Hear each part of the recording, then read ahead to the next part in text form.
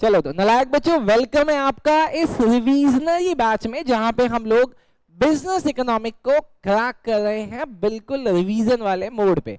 अगर आप इस वीडियो को पूरा देखोगे तो लास्ट में मैं आपको बताऊंगा कि इस चैप्टर से कौन से वो इंपॉर्टेंट एमसीक्यूज हैं जो डायरेक्ट आपके एग्जाम में आ सकते हैं। तो उसको जानने के लिए इस वीडियो को पूरा देखिए बेटा, ठीक है। चलो शुरू करते हैं। सबसे पहले हम लोग कर रहे हैं चैप्टर 10 जिसका नाम है इंडियन इकोनॉमी। डन। अब इसको देखते हैं कैसे कैसे कैसे ये काम करता है। देखो सबसे पहले status of Indian economy pre independence period. India का इकोनॉमी का स्टेटस देखना है, लेकिन आजादी से पहला वाला टाइम, मतलब भारत 1850 से लेके 1947 तक कैसा था। देखो first century 17th century AD, India had the largest economy और पूरी दुनिया का ऑलमोस्ट 1/3 से लेके 1/4 वेल्थ भारत के पास था। अबे तभी तो सोने की चिड़िया बोलते थे। आगे, economy was prosperous and self reliant with self sufficient villages and bustling cities. तीनों वर्ड याद रखना। क्या क्या बोला? Prosperous, self reliant with self sufficient villages and bustling cities. अगला, simple division of labour. Labour को हम लोग बस सिंपल बांटते थे। कैसे? या तो रेस के बेसिस पे, या क्लास के बेसिस पे, या जेंडर के बेसिस पे। Agriculture was the main source of livelihood. Highly skilled artisan produced high quality manufacturers, handicraft, textile for the global market. क्या बात है। Done sir. अब देखो, अब पहला पीरियड देखते हैं जब British company India I. Britishers नहीं, ब्रिटिश की एक कंपनी इंडिया आई।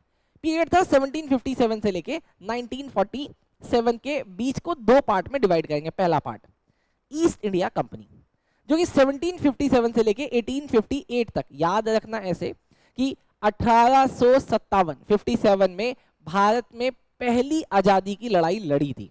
उसके बाद कंपनी को छोड़कर भारत में गवर्नमेंट आ गई थी, British government. Industrial revolution increase British manufacturing capabilities, shift from exporting finish good to exporting raw material. India पूरी दुनिया में अपने हैंडीक्राफ्ट टेक्सटाइल्स एक्सपोर्ट करता था, लेकिन कंपनी के आने के बाद भारत अब उनको ना एक्सपोर्ट करके इंडिया से रॉ मटेरियल एक्सपोर्ट करने लगा। Indian export faced heavy traffics making them costlier.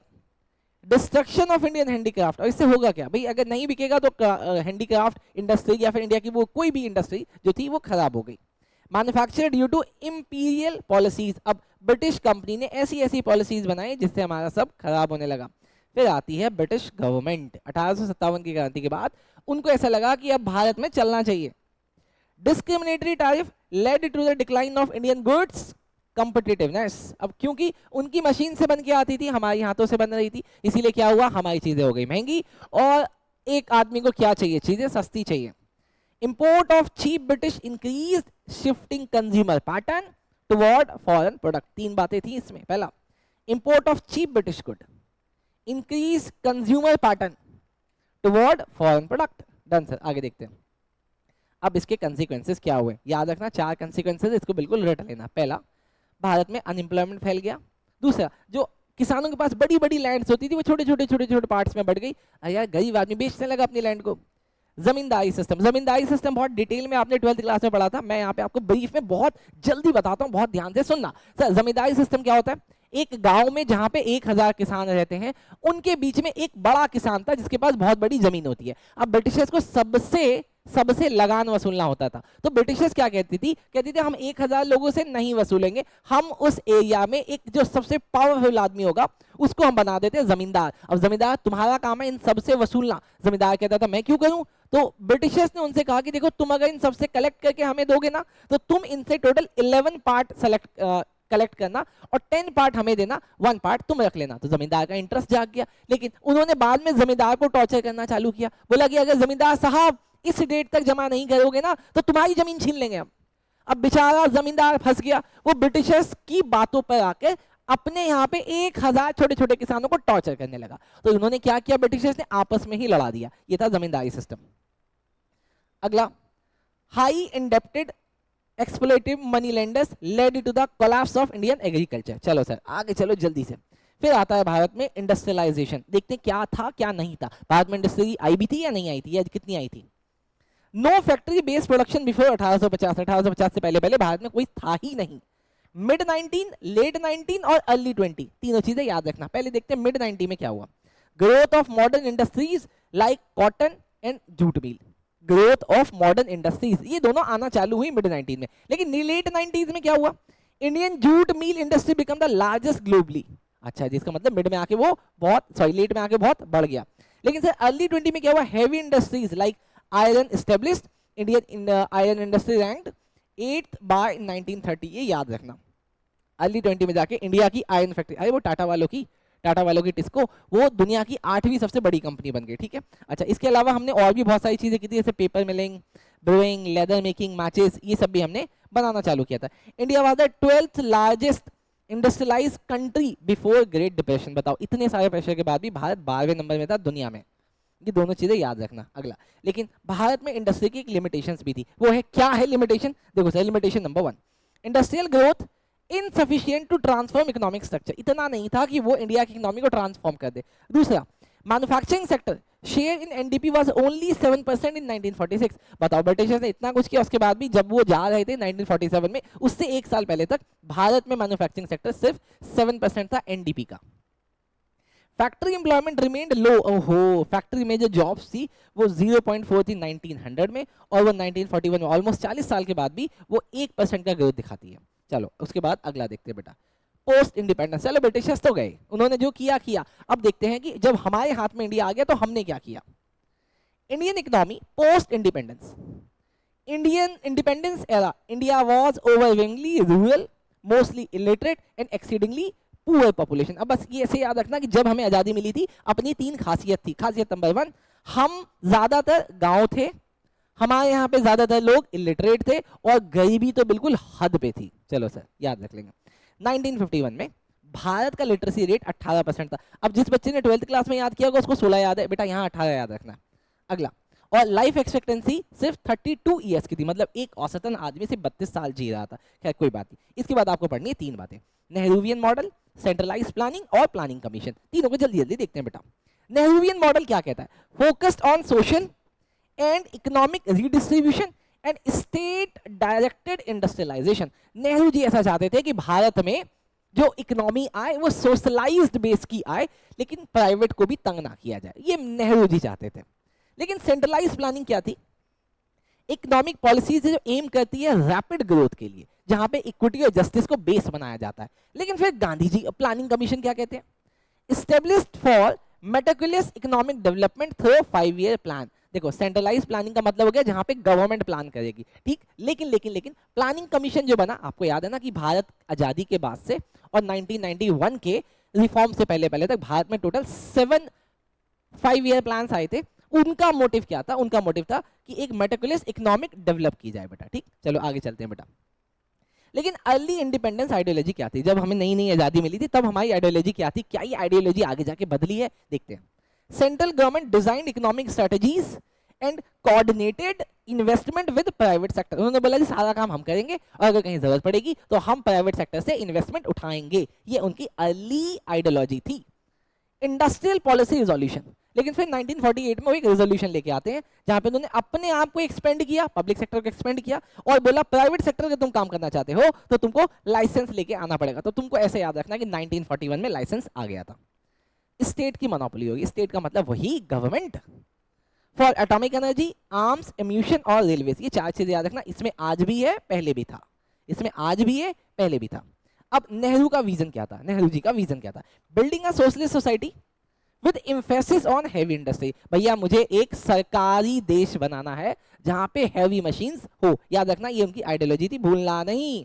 लेकिन गांधी जी की फिलॉसफी क्या थी, गांधीयन फिलॉसफी क्या थी, वो कहते थे स्मॉल स्केल इंडस्ट्री पे फोकस करो, कॉटेज इंडस्ट्री पे फोकस करो, और विलेज को रिपब्लाइज करो। चलो सर 3 चीजें याद रखना। फिर आता है 1956 का रिजोल्यूशन। अभी 1948 वाला आपको याद है, जहां पे उन्होंने बोला था हम फोकस करेंगे किसमें, पब्लिक सेक्टर में, और प्राइवेट के इन्वेस्टमेंट को लेंगे।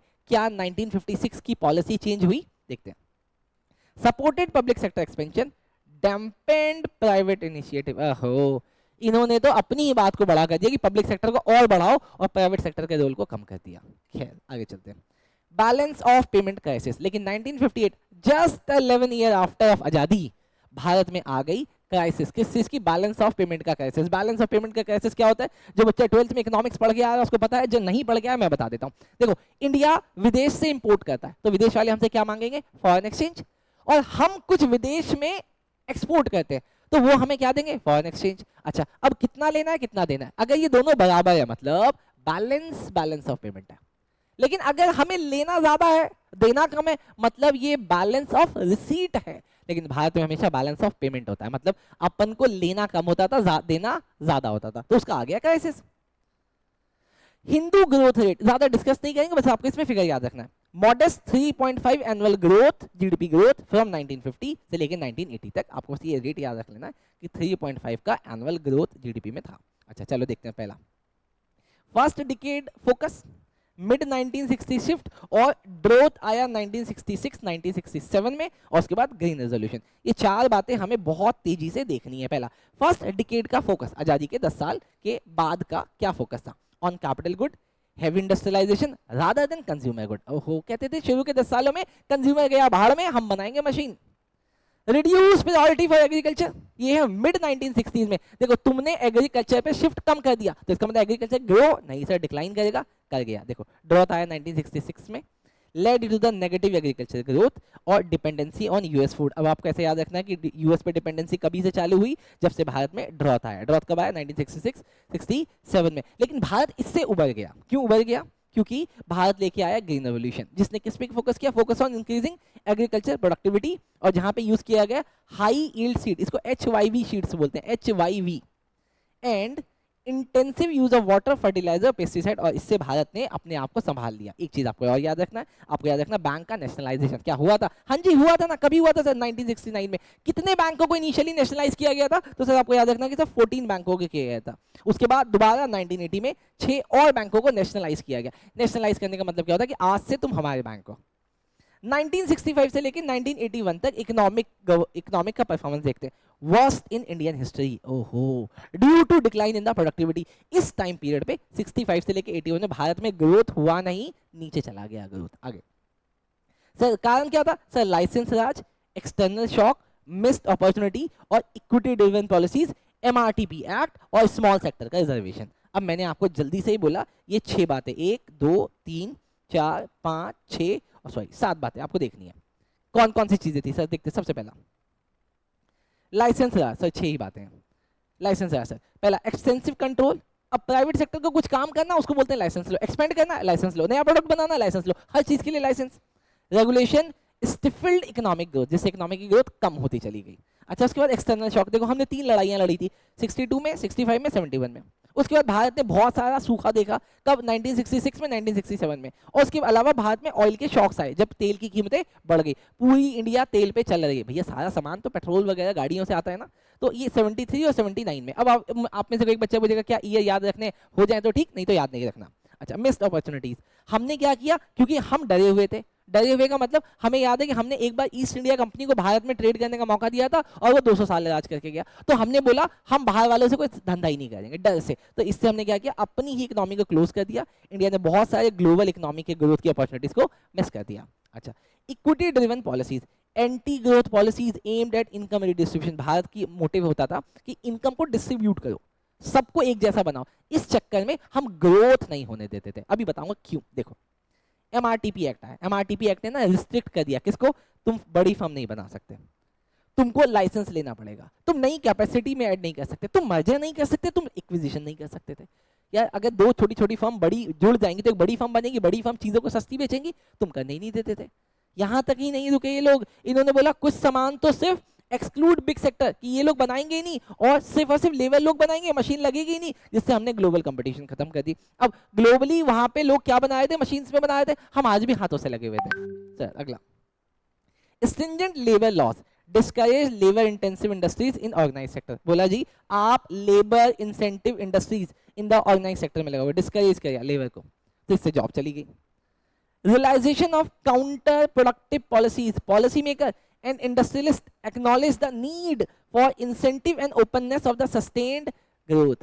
सर तो ये सारी प्रॉब्लम थी। अब ये सारी प्रॉब्लम के बाद आता है एरा ऑफ रिफॉर्म। देखो ट्वेल्थ क्लास में आपने पढ़ा था कि एरा ऑफ रिफॉर्म जो आया था वो 1991 से है, लेकिन यहाँ जो एरा ऑफ रिफॉर्म पढ़ाया गया दो पार्ट में पढ़ाया गया। कहते हैं जी 1991 का जो रिफॉर्म आना था ना, जिसकी शुरुआत 1980 में ही हो गई थी। तो आपका ये जो पैरा है मैंने दो पार्ट में बांटा है, आपकी बुक भी बांट दी है, मैं बिल्कुल बुक के अकॉर्डिंग बना के लाया हूँ। पहला, सबसे पहला द एरा ऑफ रिफॉर्म। अब इसमें देखना कुछ की पॉइंट। पहला, monetary policy and physical modernisation, moderation, effort to restore price stability. MRTP act था, दिक्कत करता था, लिमिट कर देता था, कंपटीशन नहीं करने देता था, उसको ठीक किया इन्होंने अपनी मॉनेटरी पॉलिसी और फिजिकल मॉडरेशन से। ये लोग लेके आए स्ट्रक्चरल रिफॉर्म कब, 1981 से 1989 के बीच में, एक ऐसा इनिशिएटिव जिसका एम था रिड्यूस करना सेंट्रलाइज कंट्रोल, मतलब सरकार के प्रभाव को कम करो, प्राइवेट सेक्टर को मौका दो बढ़ने का, एंड प्रोटेक्टिस्ट पॉलिसीज, ऐसी पॉलिसीज लाई जिसने ग्रोथ किया। लेकिन क्या इसका फायदा मिला? देखो मिला है सर। जो भारत में 6 प्लान था 1991 तक, टोटल 7 प्लान आ चुके थे, जो 6 प्लान था उसमें ग्रोथ थी 5.7 और जो 7th प्लान था उसमें था 5.8। अगर टाइम मिले तो आप ये याद कर लेना कि 7th प्लान 85 से लेकर 90 में था। चलो सर, इसके अलावा ये लोग रिफॉर्म लेके आए इंडस्ट्री में, जहां पे उन्होंने कुछ चीजें लिए। पहला कि डी लाइसेंसिंग, अब लाइसेंस लेने की जरूरत नहीं है।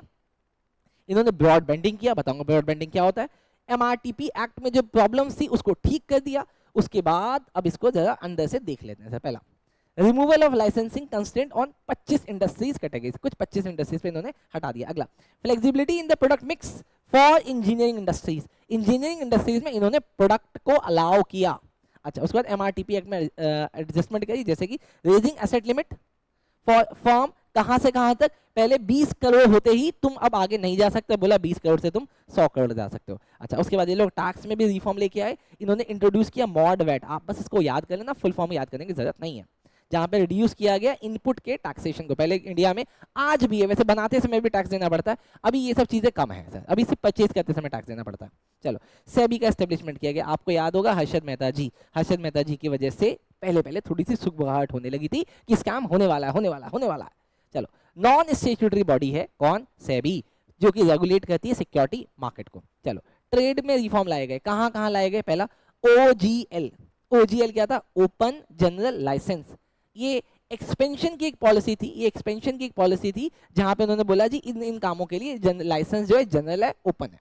अगला, एक्सपोर्ट में इंसेंटिव दिया गया, जो एक्सपोर्ट करेगा उसको हम लोग इंसेंटिवाइज करेंगे, टैक्स नहीं लगाएंगे। अगला, एक्सचेंज रेट का मैनेजमेंट किया गया, भारत ने अपने हाथों से 30% अपने रेट्स को कम किया। बाद में समझेंगे, ज्यादा डिटेल में नहीं जाते, यहाँ पे डेप्रिसिएशन नहीं आएगा, यहाँ पे डिवैल्यू आएगा, क्योंकि यहाँ पे सरकार ने किया था। अगला, price distribution control, abolishment of the cement and aluminium, इन दोनों के ऊपर बहुत तगड़ा प्राइस का कंट्रोल था कि इतने से ज्यादा नहीं बेच सकते, इतनी ज्यादा क्वांटिटी नहीं बेच सकते। पता नहीं, सरकार को डर लगता था कोई आदमी बहुत बड़ा महल बना लेगा। अगला, इंपोर्ट लिबरलाइजेशन, 1986 में इंपोर्ट में लिबरलाइज किया गया। क्यों? जैसे आप इंपोर्ट की पॉलिसी है, वहां पे टैक्सेस को कम किया गया, लिबरलाइज किया गया इंपोर्ट को, और रिड्यूस किया गया टैरिफ को, ताकि अब हम भी दूसरी दुनिया के साथ कंपटीशन कर सके। लेकिन फिर भी भारत में बहुत सारे चैलेंजेस थे। चैलेंजेस नंबर 1 क्या, प्राइवेट सेक्टर इन्वेस्टमेंट इनहिबिशन, मतलब नहीं था उनके पास, प्राइवेट सेक्टर कहां से पैसा लगाएगा। अगला, पब्लिक सेक्टर की इनएफिशिएंसी, पब्लिक सेक्टर के पास पैसा था लेकिन वो काम ठीक से नहीं करते थे। तीसरा, रिस्ट्रिक्टिव एमआरटीपी एक्ट, आपका जो एमआरटीपी एक्ट था वो लोगों को रिस्ट्रिक्ट करता था, कंपटीशन नहीं करने देता था, ग्रोथ नहीं करने देता था, वो एक चैलेंजेस थी। इंपोर्ट में आपने कंट्रोल लगाया हुआ था, हाई टैरिफ वगैरह लगाए हुए थे, वो सब ठीक किया गया। लिमिटेड फॉरेन इन्वेस्टमेंट, बाहर से जो पैसा लोग लगाएगा वो किस लिए लगाएगा, वो देख के लगाएगा ना भाई ये फर्म कल को बड़ी होगी तो हम बड़े पैसे कमाएंगे, लेकिन अगर तुम लिमिट लगा दो कि तुम बड़ा हो ही नहीं सकते तो कौन पैसा लगाएगा आप में बताओ। अच्छा, उसके बाद आता है फाउंडेशनल इम्पैक्ट। अब इस 1980 की या उसके बीच में भारत ने जो भी किया उसकी वजह से 1991 आया। अब मेरे को पढ़ना है 1991। देखो सर, गवर्नमेंट का डेफिसिट, पब्लिक का डेट, गल्फ वॉर और लो फॉरेन एक्सचेंज रिजर्व, इंपोर्ट की रिस्ट्रिक्शन, ये सारी प्रॉब्लम्स थी जिसकी वजह से भारत में 1991 का रिफॉर्म आया। पहला, गवर्नमेंट का डेफिसिट, हमने देखा था कि भारत का बैलेंस ऑफ पेमेंट का क्राइसिस बढ़ता चला जा रहा था, ठीक है, तो भारत के लिए डेफिसिट होता है। जिस बच्चे ने 12th क्लास पढ़ा है उसको पता है कि डेफिसिट 3 तरीके का होता है ना, revenue deficit, physical deficit, primary deficit, तीनों अलग अलग है, वो हमारे एक चैप्टर में आएगा, हम उसको वहां पे देख लेंगे। अच्छा, उसके बाद आता है sir public debt. Sir public debt, हमने जब पब्लिकों से भी पैसा लिया हुआ था, persistent deficit increase the public debt with a large portion of the revenue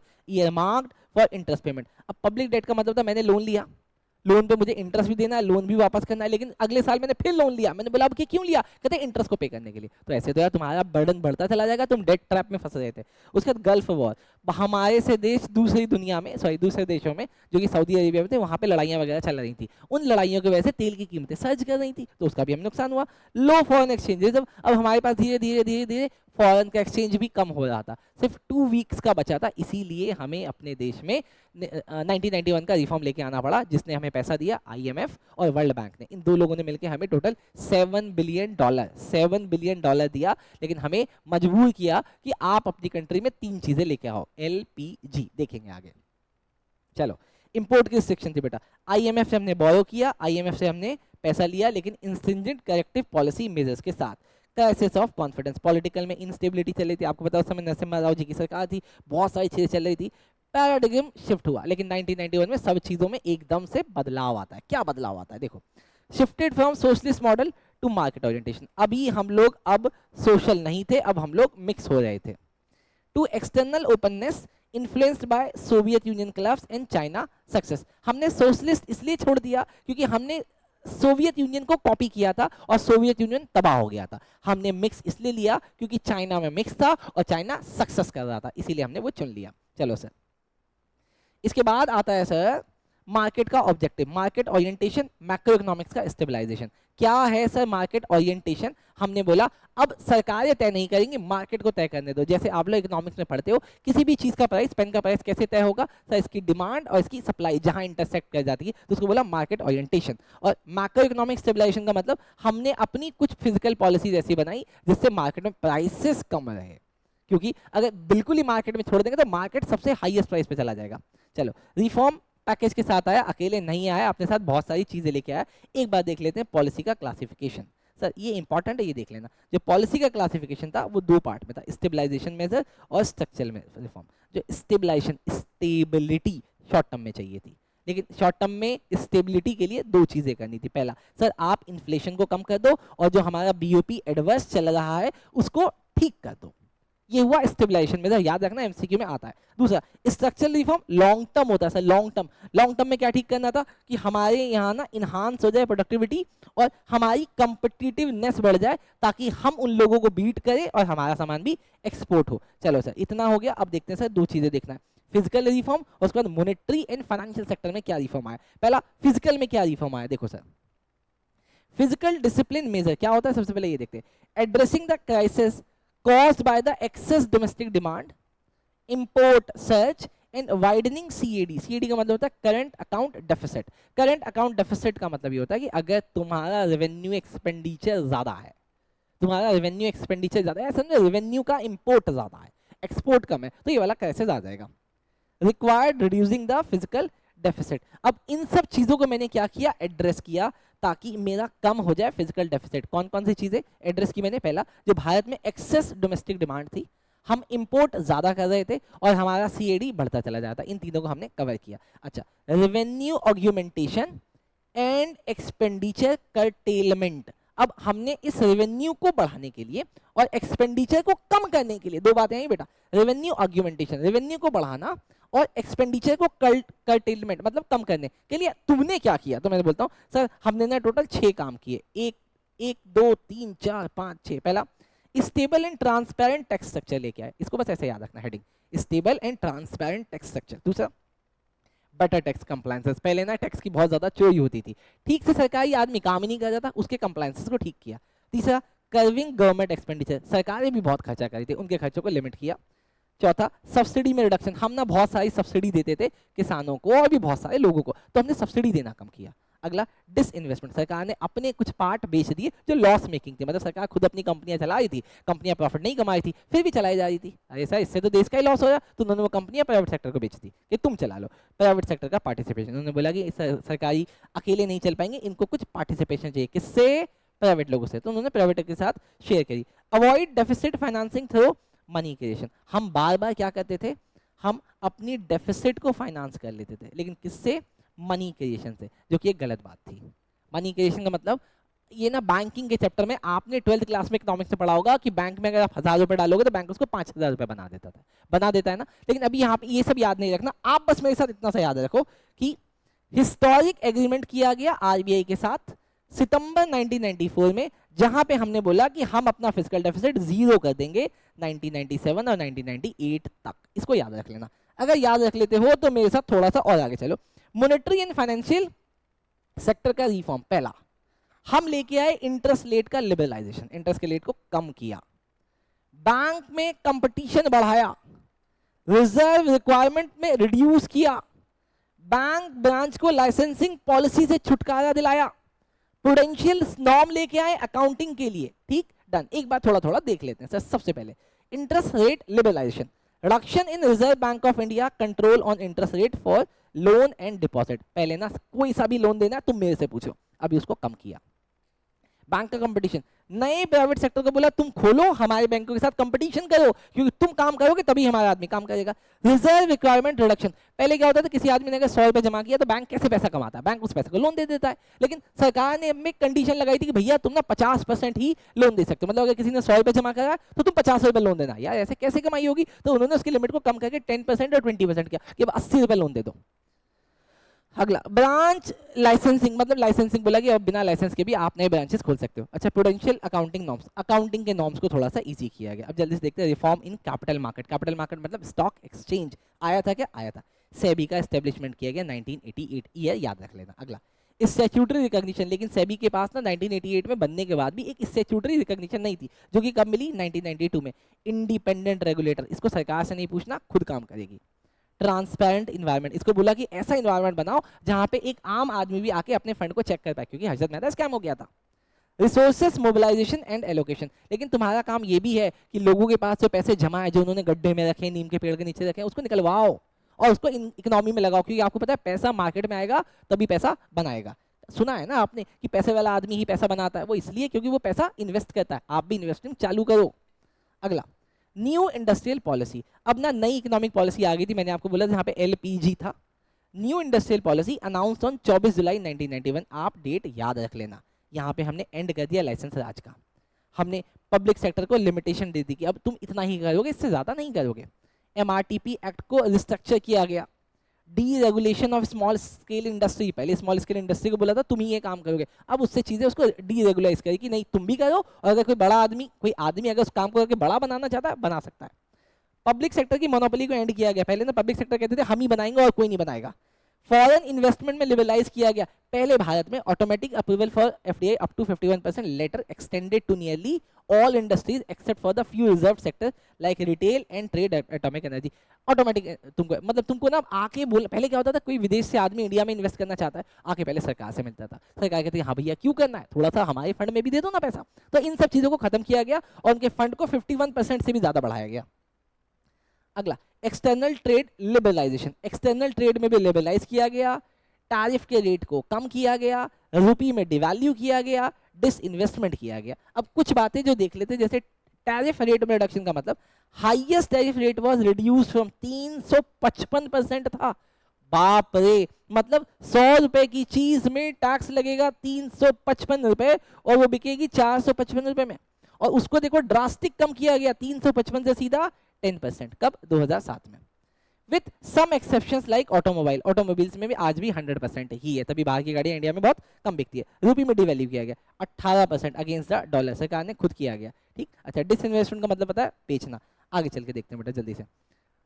trade policy reform, पहले एक बार ब्रिटिशर्स वाला टाइम याद दिला दूं क्या। ब्रिटिश के टाइम पे क्या होता था, इंडिया को ना रिस्ट्रिक्ट किया गया था कि तुम अपना 50% से ज्यादा ट्रेड ब्रिटिशर्स को ही करोगे, बाहर किसी कंट्री में नहीं करोगे। लेकिन अब जब क्योंकि हम 1991 के बाद पॉलिसी बनाए, तो हमने क्या बनाया, एक्सचेंज रेट रिजीम इवोल्यूशन। क्या इवोल्यूशन आया सर, 1991, 1992, 1993, देखते हैं सर। रुपी को डिवैल्यू किया गया 18% से, आप 18 याद रखना, 18 और 19 नहीं।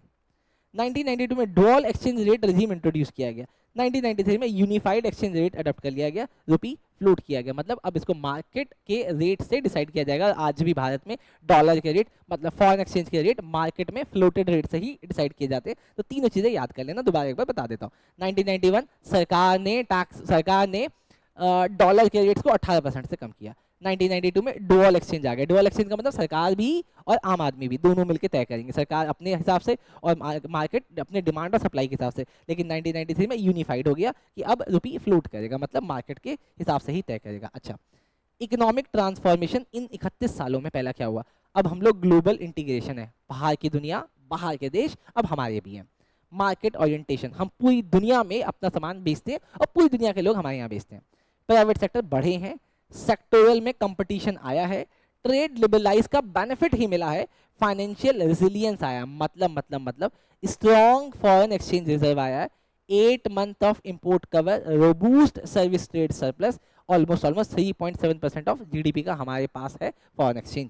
अच्छा, relative economic stability, domestic market में स्ट्रेंथ आई है, पॉवर्टी में थोड़ी सी कमी आई है, सेक्टोरल में कंपटीशन आया है, इंफ्रास्ट्रक्चर में ग्रोथ हुआ है, एग्रीकल्चर में शिफ्ट हुआ है। शिफ्ट का मतलब सर ये वाला चीज देख लो, decline in the value added share of the agriculture and allied activities over decade. अगला, फाइनेंशियल सेक्टर में डीपनिंग आई, फाइनेंशियल सेक्टर बहुत गहरा हुआ है, enhance due to the financial sector liberalisation. अच्छा, लेकिन इसके अलावा भी भारत में अभी भी बहुत सारे चैलेंजेस अवेलेबल हैं इन 31 सालों के बाद भी। पहला, फिजिकल डेफिसिट अभी भी कम होने का नाम नहीं ले रहा। दूसरा, डेट का बर्डन बढ़ता ही चला जा रहा है, पता नहीं क्यों।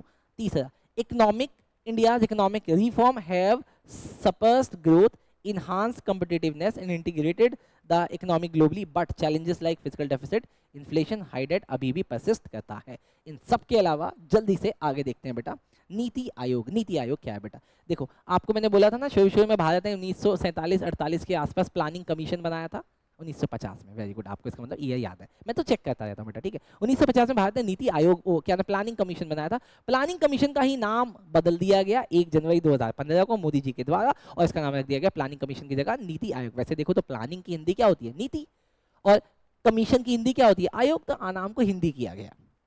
अब bold step for transforming India, transition कब आया? 1 जनवरी 2015 को the planning commission of India was replaced by National Institution of Transformation India, NITI Aayog. लेकिन यहाँ पे नीति सिर्फ नीति नहीं है, नीति की फुल फॉर्म है, आप इसको याद कर लेना क्योंकि किताब में NITI NITI, national institution for transforming India. इसका ऑब्जेक्टिव क्या है सर? इसका ऑब्जेक्टिव है move em to spur innovation thinking and by expert and promote cooperative federalisation. Role क्या? NITI Aayog serves as a think tank, directional and policy dynamo for the government. आप इसको ऐसे याद रखना है, थिंक टैंक है बेटा। इसके बाद अगला क्या है सर? विजन का डेवलपमेंट करती है, कोऑपरेटिव फेडरलिज्म लेके आती है, ग्रास रूट प्लानिंग करती है, नेशनल सिक्योरिटी पे ध्यान देती है। सारी बातें याद कर लेना बेटा। अगला, इंक्लूसिविटी बताती है कि क्या क्या इसमें आना चाहिए, क्या क्या नहीं आना चाहिए, मतलब वो सरकार को रिकमेंड करती है। और आपको एक बात बताऊं, नीति आयोग का चेयरमैन कौन होता है? प्रधानमंत्री साहब ही होते हैं, ठीक है। तो वो खुद को ही आयोग बता रहे होते हैं कि ऐसे ऐसे करना है।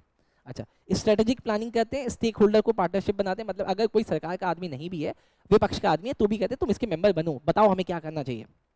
इनोवेटिव सपोर्ट लेके आते हैं, कन्फ्लिक्ट को रिजॉल्व करते हैं, रिसर्च में रिपोजिटरी लेके आए, monetary and evaluation, technological upgradation और एडिशनल एक्टिविटीज। इन सब के अलावा आपको ऐसे याद रखना इनिशिएटिव ऑफ नीति आयोग की नीति आयोग ने क्या किया। पहला, life envisions replacing the prevalent use and dispose economy. पहले क्या था? इसको यूज करो, छोड़ो, आगे चलो, वो वाला था आपका प्लानिंग कमीशन। उसको छोड़ के बोला कि हमें ना थिंक टैंक बनना है और हमें इनोवेटिव आइडियाज पे काम करना है। आगे, national data and analytical platform, आप याद रखना NDAP, फैसिलिटेट करती है, इंप्रूव करती है एक्सेस ऑफ इंडियन गवर्नमेंट के डेटा को, उसको एनालाइज करती है क्या होना चाहिए, कैसा हो सकता है। शून्य कैंपेन, क्या है ये शून्य कैंपेन? एग्जाम में आ सकता है। Aim to improve air quality in India by accelerating electric vehicle deployment, done, ये याद रखना बेटा। आगे, ई अमृत क्या? 1 step destination for all information electric vehicle. India policy insight IPI, याद रखना सब कुछ। मैथनॉल इकोनॉमी प्रोग्राम, एम किया गया कि भारत में हम ऑयल के इंपोर्ट को खत्म करेंगे या कम करेंगे, ग्रीन हाउस गैस के एमिशन को, and convert coal reserve and municipal solid waste into methanol, और इन सबको हम लोग मैथनॉल में कन्वर्ट करेंगे। मैथनॉल भी एक तरीके का फ्यूल होता है। ट्रांसफॉर्मिंग इंडिया गोल्ड मार्केट, क्या बात है सर, आ जाओ से। लेकिन इसके कुछ क्रिटिसिज्म भी। अब क्रिटिसिज्म क्या है सर? जहां मोदी जी हो वहां पे क्रिटिसिज्म तो आ ही जाता है। पहला, लिमिटेड रोल, अरे मैं वैसे ही बोल रहा हूँ, ठीक है। Limited role, exclusion from budgeting, lack of autonomy, strengthen finance ministry और इनसफिशिएंट काउंटर वेट, ये इसके प्रॉब्लम है। पहला, इसका रोल बहुत लिमिटेड है। दूसरा, बजटिंग में इसको कोई रोल ही नहीं मिलता, इसको एक्सक्लूड किया गया। इसको ऑटोनॉमी दी गई है लेकिन बहुत लिमिटेड है, या कभी कभी काम भी नहीं करती। स्ट्रेंथन फाइनेंस मिनिस्ट्री, अच्छा, termination of planning commission has strengthened the ministry of finance. अब क्योंकि प्लानिंग कमीशन पहले फाइनेंस कमीशन के साथ बैठती थी, अब नीति आयोग बनकर उसको इंडिपेंडेंट कर दिया, वो अपने डिसीजन लिए जा रहा है। Insufficient counterweight, NITI Aayog lack in independence and power to perform. बेटा मैं आपको ऐसे बताऊं, नीति आयोग ने एक बार बोला था कि भारत में किसी भी एक आदमी को इंडिया के 3 एयरपोर्ट नहीं बेचोगे तुम, और आपको पता है 8 से ज्यादा एयरपोर्ट अडानी के पास है, तो नीति आयोग की तो बात सुनती ही नहीं सरकार। क्या छोड़ो, हमें क्या करना। अगला, current state of the Indian economy, economic complexity, documentation limitation और सेक्टोरियल फोकस। 3 बातें याद रखना। Current state of Indian economy कैसी है सर? पहला, इकोनॉमी बहुत कॉम्प्लेक्स हो गई है, डॉक्यूमेंटेशन की लिमिटेशन है, एक हद तक ही हम लोग चीजें संभाल के रख सकते हैं। Given these constraint, a broad overview of the current Indian economy is provided. और सेक्टोरियल का फोकस, किस सेक्टर पे फोकस करे? मेनली 3 होते हैं, प्राइमरी, सेकेंडरी और टर्शरी। आपको पता है प्राइमरी का मतलब जो नेचुरल वेजिटेशन पे डिपेंडेंट होता है, सेकेंडरी जो नेचुरल वेजिटेशन को पकड़ के उसको मैन्युफैक्चर करके नई चीजें बनाता है, टर्शरी जो सिर्फ सर्विस सेक्टर देता है। अच्छा, अब इंडियन एग्रीकल्चर सेक्टर देखते हैं, जल्दी देखते हैं बेटा। लार्जेस्ट लिवलीहुड सोर्स है, agriculture and allied sector are the largest source of livelihood in India. Done. पहला, फूड की डेफिशिएंसी। 1960 में हमने देखा था अभी कि फूड की डेफिशिएंसी आ गई थी, हमें यूएस के ऊपर डिपेंडेंट होना पड़ा था, लेकिन उसके बाद हम लोग लीडिंग प्रोड्यूसर बने, हम लोग लेके आए ग्रीन रेवोल्यूशन, और ग्रीन रेवोल्यूशन से हम लोग वर्ल्ड के लार्जेस्ट प्रोड्यूसर बन गए। किन किन चीजों के? याद रखना बेटा, मिल्क के, पल्स के, जूट के और स्पाइसेस के। बेटा agriculture land, India has the largest area planted under the किस में? व्हीट, राइस और कॉटन में दुनिया का सबसे ज्यादा हमने ये जमीन यूज की हुई है। ग्लोबल रैंकिंग देखिए बेटा, second largest producer of fruit, vegetable, tea, farmed fish, cotton, sugar cane, wheat, rice. Food market almost 70% of sale cover करता है बेटा, और वर्ल्ड का 6th लार्जेस्ट है बेटा। अगला, कैटल हर्ड, हम इंडिया है the world largest cattle heard, मतलब दुनिया का सबसे ज्यादा पालतू जानवर हमारे पास है, इसमें बफेलो सबसे ज्यादा है। लाइव स्टॉक का ग्रोथ भारत में 6.6% का ग्रोथ हर साल देखा जा रहा है 2010 से लेकर 2019 के बीच में बेटा। कैश क्रॉप क्या होता है? जैसे काजू हो गया, अफीम हो गया, ये सब कैश क्रॉप होते हैं बेटा। Prominent cash crop Indian included cotton, jute, sugar cane, ये भी बढ़ रहा है। एग्रीकल्चर का जीवीए, ग्रॉस वैल्यू एडेड, क्या आपका एग्रीकल्चर हमारे भारत के जीडीपी में कुछ कंट्रीब्यूट करता है? अब वो देख लो। देखा, despite of the declining the share in the GVP, agriculture continues to grow in the absolute term. कहते हैं सर देखो, कंट्रीब्यूशन तो भले गिर रहा होगा कि पिछले साल हमने 2% कंट्रीब्यूट किया था, इस साल हमने 1.5 किया, तो इसका मतलब ये तो गिरा, लेकिन एब्सोल्यूट टर्म में देखा जाए तो अगर ये 200 करोड़ है तो अगले साल 240 करोड़ हो रहा है, मतलब एब्सोल्यूट टर्म में बढ़ रहा है लेकिन रेशियो में गिर रहा है। इसका मतलब बाकी जो 2 सेक्टर है ना, कौन कौन से? मैन्युफैक्चरिंग वाले और सर्विस वाले, वो ज्यादा तेजी से ग्रो कर रहे हैं। अगला, पॉपुलेशन की डिपेंडेंसी, आज भी 40% ऑफ वर्ल्ड की पॉपुलेशन, सॉरी इंडिया की पॉपुलेशन डिपेंडेंट है। क्या जीडीपी में कंट्रीब्यूशन है सर? क्या जीडीपी में कंट्रीब्यूशन है ना सर? बोला ना, लेकिन सिग्निफिकेंटली थोड़ा सा कम है बेटा। अच्छा, एग्रीकल्चर का आउटपुट ये याद कर लो, सभी क्रॉप में बढ़ रहा है। Food grain, cereal, wheat, coarse cereal में अबव 140 इन 2021-2022 इंडेक्स का नंबर है, आप इसको इंडेक्स का नंबर याद रखना, 140 है। प्रोडक्शन का फिगर कितना है सर? अब ये याद रख पाओ तो बहुत बढ़िया है, 315.7 मिलियन टन 21-22 में। प्राइवेट इन्वेस्टमेंट कितना है सर? 9.3% 20-21 में। एग्रीकल्चर का ग्रोथ किससे ऊपर भी हमने देखा था 3.5% 2022-2023 में। गवर्नमेंट के मेजर्स क्या है सर? गवर्नमेंट क्या इसको मेजर करती है? एक्सपोर्ट में अचीवमेंट, हाँ सर कुछ में आया, हम लोग टॉप 10 एग्रीकल्चर एक्सपोर्टर में आ गए दुनिया में, टॉप 10 में। एक्सपोर्ट का ग्रोथ हुआ है ना सर? देखो इतना करोड़ से 25% राइज हुआ है 22-23 में। एफडीआई एग्रीकल्चर में सर हमने बोला कि अगर कोई भी विदेशी आदमी इंडिया के एग्रीकल्चर में इन्वेस्ट करना चाहता है तो वो पूरा की पूरी जमीन में इन्वेस्ट कर सकता है, मतलब पूरा 100% इन्वेस्ट कर दे बेटा। गवर्नमेंट का इंटरवेंशन, रिसेंट मेजर जैसे कि PM Kisan, MSP support, concessional institutional credit और national mission for edible oil, ये वाला पॉइंट आपको याद करना है बेटा, ठीक, कि भारत सरकार किन किन में एग्रीकल्चर को कैसे सपोर्ट करती है, तो आप ये वाला पॉइंट याद कर लेना बेटा, ठीक। चलो अगला, इंश्योरेंस स्कीम है ना सर, प्रधानमंत्री फसल बीमा योजना प्रोवाइड कराती है सपोर्ट फॉर क्रॉप लॉस या डैमेज में। अगर तुमने खेती की, खेती लॉस हो गई तो कोई बात नहीं, हम तुमको पैसा दे देंगे, चिंता मत करो। हॉर्टिकल्चर मिशन क्या होता है sir? Mission for integrated development of horticulture, अरे जहाँ पे फ्लावर वेजिटेबल वगैरह लगाए जाते हैं। सॉइल हेल्थ कार्ड, हाँ जी सर, सॉइल हेल्थ कार्ड भी बनता है कि तुम्हारी सॉइल अच्छी है या नहीं है, तुम गवर्नमेंट के डिपार्टमेंट से चेक करा लेना, खराब होगी हम ठीक करके देंगे। Provide improve soil health, organic farming Bharat में बढ़ रहा है। परंपरागत कृषि विकास योजना सपोर्ट ऑर्गेनिक फार्मिंग, ये इसका एमसीक्यू बुक में भी है बेटा, क्या बोला? परंपरागत कृषि योजना सपोर्ट करती है किसको? भारत में ऑर्गेनिक को। एग्रीकल्चर इंफ्रास्ट्रक्चर फंड है सर, जो डेब्ट फाइनेंसिंग करती है पोस्ट हार्वेस्ट इंफ्रास्ट्रक्चर के लिए, ताकि किसान सिर्फ उगाए ना, उगा के बेच भी सके। अगला, FPO, promotion for farmer producer organisation for better income, water efficiency, per drop more crop, ये पॉलिसी है वाटर एफिशिएंसी की, scheme to increase water efficiency. Micro irrigation fund establish to support micro irrigation. Agri mechanisation initiative toward agriculture mechanisation. E NAM MCQ है बेटा, a national electronic trading portal, किसके लिए? Agriculture की commodities के लिए। तुम ई नाम पे ऑनलाइन जाके भी अपना सामान बेच सकते हो। किसान रेल, ताकि प्रोडक्ट की लॉजिस्टिक को बढ़ाया जा सके, एक जगह से दूसरी जगह जाने के लिए हमने एक रेल ही चला दी है, किसान रेल। स्टार्टअप इकोसिस्टम सपोर्ट करते हैं, अगर कोई इस एग्रीकल्चर में भी आके स्टार्टअप करना चाहता है तो उसकी बहुत लंबी लिस्ट है। एग्रीकल्चर में चैलेंजेस है ना सर, छोटे हैं और जमीनें बटी हुई हैं और उनकी प्रोडक्टिविटी भी कम है, और बहुत जगह तो सबसिस्टेंस फार्मिंग है। सबसिस्टेंस फार्मिंग का मतलब होता है उगाते हैं खा जाते हैं, उगाते हैं खा जाते हैं, मतलब मैं अपने लिए उगा पा रहा हूँ। रिसोर्स का इंटेंसिव होना। एग्रीकल्चर सीरियल सेंट्रिक, मतलब आज भी लोग गेहूं चावल उगाना पसंद करते हैं। रीजनली बायस्ड, मतलब जिस रीजन में हो उसी के हिसाब से चीजें ग्रो हो रही है। स्ट्रेस वाटर रिसोर्सेज, पानी अभी कम है और सॉइल की फर्टिलिटी भी कम है। कहाँ से चीजें सही होंगी बेटा? अगला इंफ्रास्ट्रक्चर का गैप प्रॉब्लम है। डाइवर्सिफिकेशन इशू, मतलब किसान एक ही चीज पे डिपेंडेंट है, वो कहता है सिर्फ खेती करूंगा, हो गया तो ठीक, नहीं हुआ तो मैं बर्बाद हो जाऊंगा। इसका मतलब डाइवर्सिफिकेशन का इशू है, उनको कोई दूसरी नई चीज सिखानी चाहिए। आगे सस्टेनेबिलिटी के चैलेंजेस है, हाँ जी है। मार्केटिंग में इनएफिशिएंसीज है, क्लाइमेट चेंज है, प्राइस में वॉलेटिलिटी है, मॉनसून में डिपेंडेंस है। आज भी बारिश होगी तो मेरा फसल उगेगा।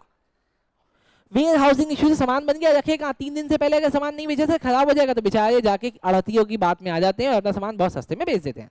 एक्सपोर्ट में पोटेंशियल दिखाना पड़ेगा, तभी तो वो आगे एक्सपोर्ट करेंगे। सरप्लस का मैनेजमेंट करना पड़ेगा, जो बच गया उसका क्या करेंगे? जैसे देखा ना आपने, एक ब्राजील में, शायद मुझे एग्जैक्ट ये कंट्री का नाम नहीं आता, जहाँ पे टमाटिनो फेस्टिवल होता है। मैंने पता किया उसके बारे में, आखिर तुम एक दूसरे को टमाटर क्यों मारते हो? तो पता चला कि वहाँ पे टमाटर बहुत सरप्लस में गए होता है और सरकार किसान को डिमोटिवेट ना होने दे, इसीलिए वो उनके टमाटर को कहती है तुम ना एक दूसरे को मार के खत्म कर लो। डन, बहुत बढ़िया, पैसे देती है उसके लिए सरकार। Post harvest issue, poverty and malnutrition बेटा। इन सब के अलावा अगला देखते हैं सर, सेक्टोरल में सेकेंडरी सेक्टर बेटा, मैन्युफैक्चरिंग सेक्टर में बेटा। Economic contribution, India's contribution is about 30% of total GDP. क्या बात है, ओवर 12.1 करोड़ पीपल। अच्छा, 12.5 मतलब तकरीबन 12 करोड़ लोग इसमें इन्वॉल्व हैं। इंडस्ट्रियल कंपोजिशन कौन कौन है इसमें? हैवी इंडस्ट्री है, मैन्युफैक्चरिंग है, फर्टिलाइजर्स है, फार्मास्यूटिकल है, दवाइयाँ वाली, केमिकल है, पेट्रोकेमिकल है, ऑयल है, नेचुरल गैस है, फूड प्रोसेसिंग है, माइनिंग है, डिफेंस है, प्रोडक्ट है, टेक्सटाइल है, रिटेल है, एमएसएमई है। एमएसएमई पता है? आज ढूंढना जाके फिर। कॉटन इंडस्ट्री और टूरिज्म बेटा। इनफॉर्मल सेक्टर, अब देखो इसमें भी क्या दो सेक्टर, एक फॉर्मल सेक्टर, इनफॉर्मल सेक्टर, बाद में समझेंगे क्या होता है formal informal. The informal sector share in the economy exceed 50% of the GVA, मतलब इन सेक्टर में जो पैसा आ रहा है वो इनफॉर्मल सेक्टर से आ रहा है। एक ऐसा सेक्टर जिसमें कोई ऑर्गेनाइजेशन ही नहीं है, ऑर्गेनाइजेशन का मतलब लोग ऑर्गेनाइज नहीं है, पैसा तो निकल रहा है वहां से लेकिन ऑर्गेनाइज नहीं है। इंडस्ट्रियल ग्रोथ, रैपिड ग्रोथ देखी गई है, डाइवर्सिफिकेशन देखा गया इंडस्ट्री में बेटा। मैन्युफैक्चरिंग सेक्टर बेटा 78% of total production, manufacturing sector is the most important sector. GVA का कंट्रीब्यूशन कितना है सर? ये याद रखना है बेटा आपको, जीवीए का मतलब ग्रॉस वैल्यू एडेड कितना कंट्रीब्यूट करे। जैसे अभी हमने एग्रीकल्चर का देखा था, बहुत कम था, 3.5। इसका sir US dollar 77.47 billion in Q3 financial इसमें, और contributing almost 16.3% to the nominal GVA over the past 10 year. Core industry index in 2022-23 until सितंबर 2022 में combined index of 8 crore industries stood at 142.8 driven by coal, refinery, fertilizer, steel, electricity and cement. Agriculture का याद करो कितना था? 140। Very good बेटा। Manufacturing PMI as a January 31 2023 the manufacturing purchasing manager index कितना था? 55.5। याद रख लेना बेटा, पूछ सकते हैं 55.4। इनोवेशन इंडेक्स में हम लोग कहाँ आए सर? इनोवेशन इंडेक्स में India rank in the global market is 40th इन 22 में और 81th इन 2015, मतलब इंप्रूव किया है भारत। कैसे ये लोग कहते हैं कि मोदी जी काम नहीं करे, इतना बढ़िया तो काम कर रहे हैं sir.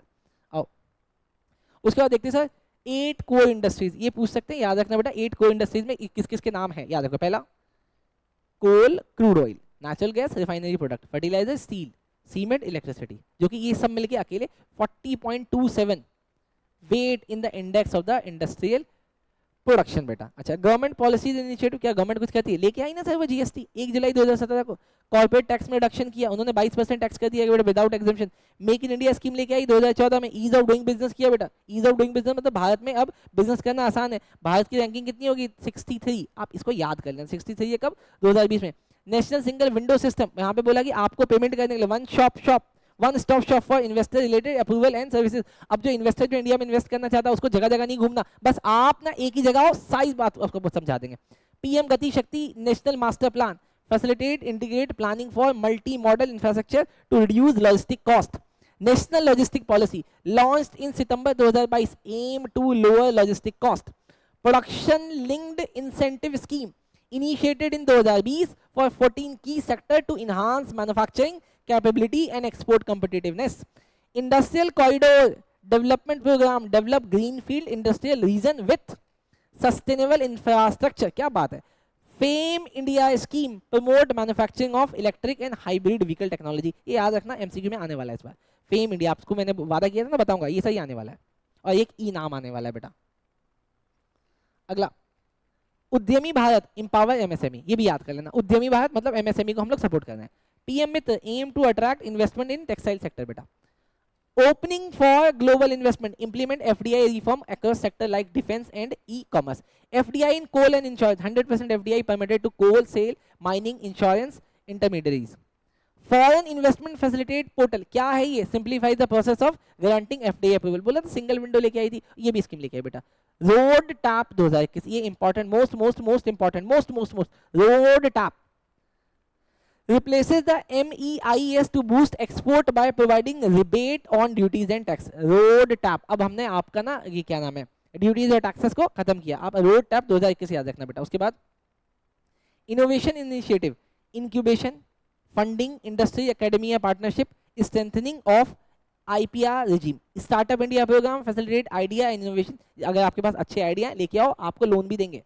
Public procurement order 2017 give preference to the locally manufactured good. क्या बात है sir. Emergency credit line guarantee scheme provide a fully guaranteed emergency credit line. Sir इन सब के अलावा भारत में देख लेते हैं सर चैलेंजेस कौन कौन से सर इस सेक्टर को लेके. पहला, इंफ्रास्ट्रक्चर और मैन पावर का शॉर्टेज है आज भी इस सेक्टर में. Import Reliance and exchange rate volatility, MSME credit की अवेलेबिलिटी में कमी है. अनसस्टेनेबल इंडस्ट्रियल लोकेशन, ऐसी जगह पे लोकेशन है. पब्लिक सेक्टर के इश्यूज हैं सर, वो लॉसेस कमा रही है, इनएफिशिएंट है, लो प्रोडक्टिविटी है, फिर भी कह रही है कि हम काम करेंगे. करो. लेबर मैनेजमेंट स्ट्रेन है, लेबर है तो सही लेकिन ठीक से मैनेज नहीं है बेटा. एक्सपोर्ट में कॉम्पिटिटिवनेस बहुत ज्यादा है. Hindered by slowing external demand और नॉन टैरिफिक बैरियर. क्या करें, हमारे प्रोडक्ट विदेशी मांग ही नहीं है. ग्लोबल सप्लाई चेन डिस्ट्रप्शन है, एक अनसर्टेनिटीज है हमारे लिए. इन्फ्लेशन और कई बार ना बाहर के रिसेशन से भी हमें दिक्कत होती है. Global slow down, monetary policy tightening. आप ना मुझे बस ध्यान से सुनते रहना, एग्जाम में जब एमसीक्यू आएगा तो आपको इसका आंसर मिलेगा बेटा. आगे, हाई फ्यूल के चार्जेस और इनफॉर्मल सेक्टर का प्रेशर बेटा. इन सब के अलावा टर्शरी सेक्टर, टर्शरी सेक्टर क्या है सर? टर्शरी सेक्टर देखते हैं सर, सर्विस सेक्टर का डोमिनेंस है. हाँ जी सर, अभी देखो आपने देखा ना 3.5, मैन्युफैक्चरिंग का 40, देखना यार कितना धमाकेदार है इसका. Post reform India service sector play a crucial role in income and employment का growth. Unique economic shift, India uniquely bypass the secondary sector moving from agriculture directly to the service sector. Service definition, अब service की definition क्या होती है? Service sector produces intangible good such as various service. अरे यार बाल कटवाना, spa की सर्विस लेना, ये सब में कुछ सामान थोड़ी मिलता है, फील मिलता है ना, ये फील ही सर्विस सेक्टर है. सेक्टर का contribution, the service sector is the largest in India accounting ओ तरीके 53.89 ऑफ इंडियाज टोटल जीवीए. अब आपको ना मोटा मोटा ये देखो याद हो गया होगा, 3.5, 40 और ये 53, तो इसका 53, तो ऐसे देख लेना बेटा मोटा मोटा. डन. जीवीए का एस्टिमेट देखो, the GVA current price of the service sector was estimated 96.54 lakh crore in 2021. Growth rate किस रेट से हो है सर? बहुत फास्ट ग्रोइंग है सर, बहुत तेजी से बढ़ रहा है आपका सर्विस सेक्टर. और आप लोग सीए बन के सर्विस सेक्टर में आओगे बेटा तो proud. Influencing factor, knowledge based service. हाँ, पैसा उसी को मिलेगा जो नॉलेज बेस्ड सर्विसेज देता होगा, और ऑब्वियसली सी बात है सर्विस सेक्टर नॉलेज बेस्ड ही है. Information incentive services, manufacturing complement, मतलब मैन्युफैक्चरिंग सेक्टर को क्या बनाना चाहिए इसकी भी सर्विस हम लोग देते हैं बेटा, तो इसमें भी हमें पैसे बनते हैं. Startup boom, most rapidly growth startup in India in the service sector. Start इसमें सर्विस सेक्टर में भी स्टार्टअप आ रहा है. WTO ranking, India among the top 10 WTO member of the service exporter and importer. और आज भी हमारी जो सर्विसेज है पूरी दुनिया में एक्सपोर्ट होती है. जो BPO की सर्विस होती है ना, कॉल सेंटर वाली, हमारे इंडिया में सबसे ज्यादा है बेटा. सर्विस एक्सपोर्ट ग्रोथ, अब ये फिगर आप याद नहीं रख पाओगे, बस ऐसे रखो कि हम ग्रोथ हो रहा है. पेंडेमिक रेजिलियंस, कोविड-19 के बाद भी इंडिया रिमेन्ड रेजिलेंट ड्यूरिंग कोविड-19 पेंडेमिक. दुनिया में दिक्कतें आई होंगी, हमें दिक्कत नहीं आई बेटा. FDI का इनफ्लो, अब क्योंकि भारत में सर्विस सेक्टर अच्छा है तो विदेशी इंडिया के सर्विस सेक्टर में पैसा लगाना चाह रहे हैं. FDI इक्विटी शेयर ये बढ़ा है, 60% ऑफ टोटल FDI जो इंडिया का है उसमें इस सेक्टर में 60% है क्या नाम है विदेशियों का पैसा. UNCTAD ranking, India ranked 7th largest FDI recipient in 2021, मतलब दुनिया का 7वां सबसे ज्यादा पैसा हमें मिलता है। रिकॉर्ड एफडीआई 21-22 में तो India received a record 84 billion FDI inflow, including US dollar 7.1 billion in service sector. क्या बात है। टेलीकम्युनिकेशन में भी एफडीआई मिला, इंश्योरेंस में भी मिला है, लेकिन हमने इंश्योरेंस सेक्टर में सील लगाया हुआ है कितना, इस 49 को हमने 74 कर दिया, लेकिन टेलीकम्युनिकेशन में अभी हमने 100% कर दिया। इन्वेस्टमेंट में facilitation, government initiate like national saving window system and increase FDI ceiling have facilitated investment. अब मेरी बात सुनो बेटा, देखो ये हो गया खत्म आपका। अब इस वाले वीडियो को अगर आपको अच्छा लगा तो बहुत बढ़िया, लाइक करो, शेयर करो, सब्सक्राइब करो, और अगर आप खुद ही इस वीडियो को 2-3-4 बार सुन लोगे ना स्पीड में भी, तो आपको एग्जाम में बहुत सारे एमसीक्यू इस चैप्टर से हो जाएगा, क्योंकि मैंने कुछ भी नहीं छोड़ा है, रिवीजन के नाम पे मैंने कुछ काटा नहीं है, 100% दिया है। तो चलो best of luck for your exam. चलो मिलते हैं बेटा नेक्स्ट वीडियो में। Thank you.